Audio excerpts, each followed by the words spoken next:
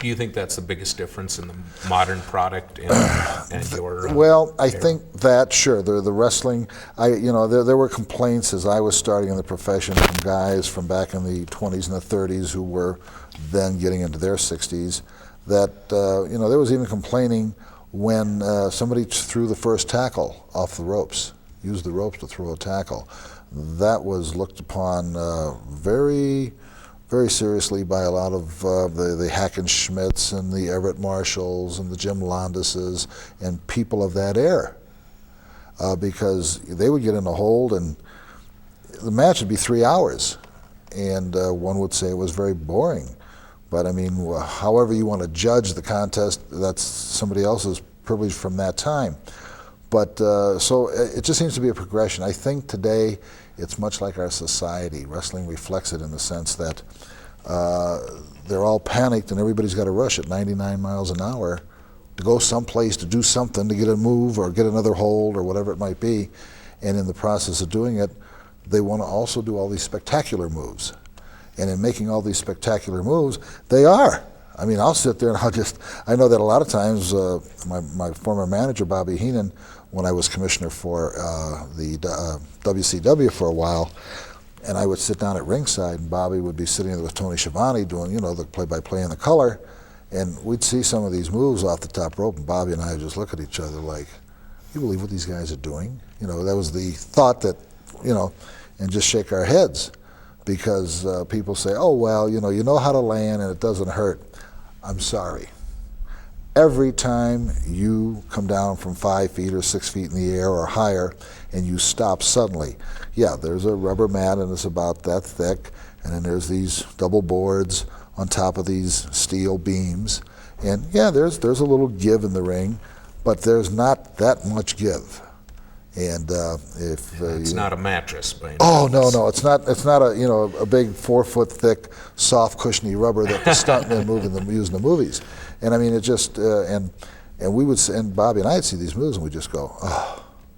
I mean, there was no way I was going to do it. So I mean, I credit the guys that are in the ring today. They're beating themselves up far worse than even we did. Really. Now, do you think that that's the change in the audience? Does a wrestler have to do that today to to be a main eventer? I think inadvertently nobody sits down and analyzes this. There are certain people who set a certain standard, and then somebody comes along, they see that standard, and they're the young bucks, and they just start off at that same standard, and they just keep going. And I think a lot of the wrestlers just feel this urgency, even though the matches aren't judged on points. You'd swear they were by the number of moves they make and the high-profile moves they make, and it seems to be an accepted essence that they just get in there and they're in a rush. They're just madly in a rush to go someplace and do something, and God bless them, they're beating each other to death. All right, you've been listening to Nick Bockwinkel here on the Prima-Donns. We're going to take a short break for these messages, and we'll be right back here on the Prima-Donns. So let's take a short break. This is Baron Von Reschke. Every time I'm in the Twin Cities, I watch the Prima-Donns, Channel 32, 1030. Be there. That is all you need to know.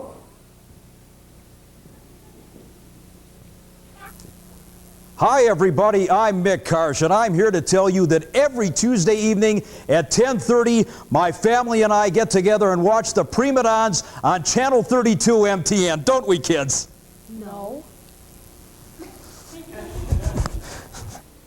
He said, you gotta obey the rules. Well, if a guy's kicking me in the face, the rule says I kick you back. Believe me, I'm not gonna stand there and let you do something to me that I can't do back. And that, you heard it here. My golden rule was do it to them before they do it to you. That's the way to win. Here. But the idea is not win if you lose. Win if you can, lose if you must. But always make sure you're on top at the end.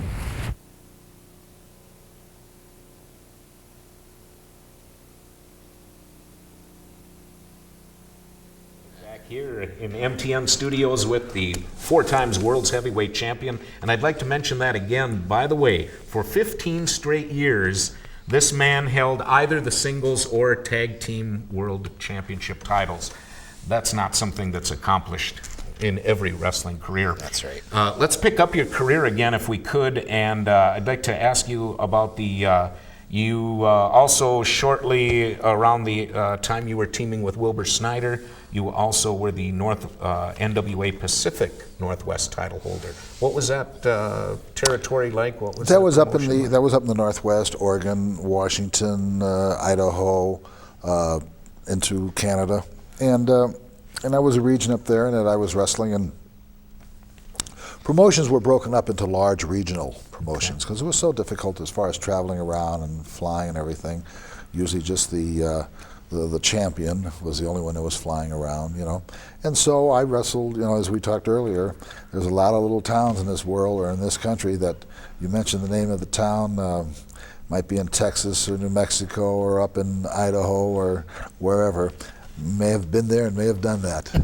Yeah. Like the old Hank Snow song. You got it. You've been everywhere. Yeah.